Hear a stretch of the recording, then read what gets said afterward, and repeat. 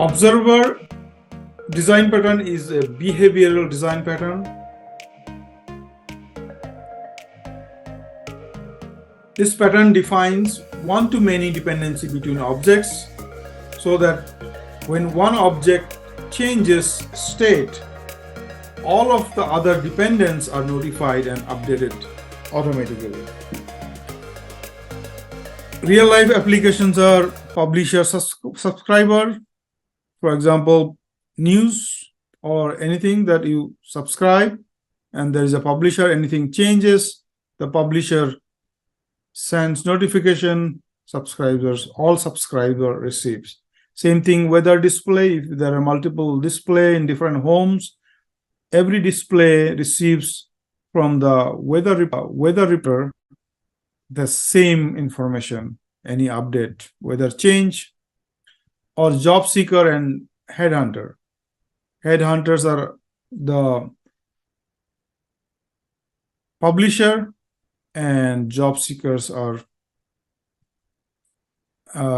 subscriber. So any job is available, the job seeker gets it, if that is relevant to that job seeker. So with that, we have observer design patterns we explained here in using C++. As we said, it's a behavioral design pattern. It defines one-to-many dependency. And all dependents observers are notified, updated automatically. This pattern is used to create distributed system objects, where one object, that is subject, maintains a list of dependent observer, thus like subscriber and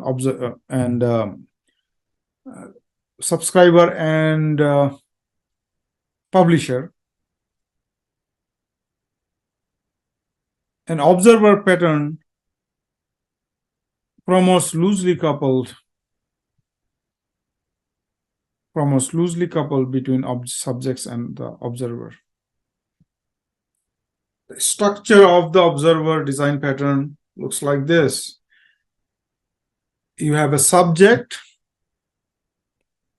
and there's an observer, and there is a concrete subject and concrete observer. In this example, in the code, we will see about this design pattern, considering the temperature, the weather data that we have taken as an example. How does it work? We have an observer, and it has a virtual method update, and we have a subject. And the subject will have, these are our virtual method. We are talking about the concrete down there. And this is register observer and remove observer, notify observer. These are important methods. And weather data is a concrete subject.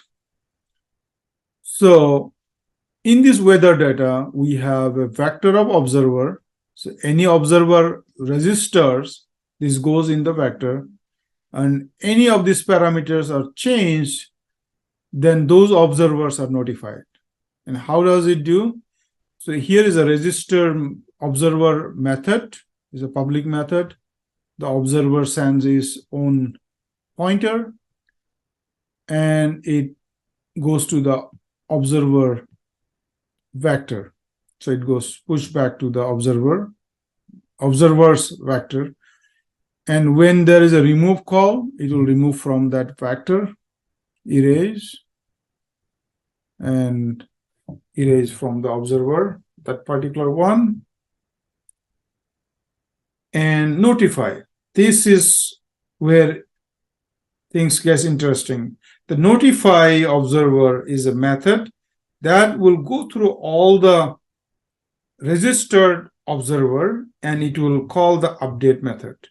And this update call is a call to the concrete object, not the abstract class. So here is the concrete. Okay, there is another method which measure changed. If something we change, suppose the value is changed, then we notify. This notify call will be sending to all the observers. And the observer has a concrete class, we call it display, and display has update, and that update will display the values that being changed. And in the main, we have, this is how we create. We have the weather data. This is the subject. And we have two displays, two observers. And those two observers are registered by sending their address to the object. And as we have seen above, measurement is changed. And as soon as measurement change is called, the notify also called inside this function. So everybody gets, all the two of the registered observer gets that. And now we are unregistering one. So display 2 is unregistered. Now we send again, measure changed, only one is registered now, that is a display 1 that gets it. This is about observer design pattern, and the uses are wide in this case, like weather, job seeker, as we have mentioned.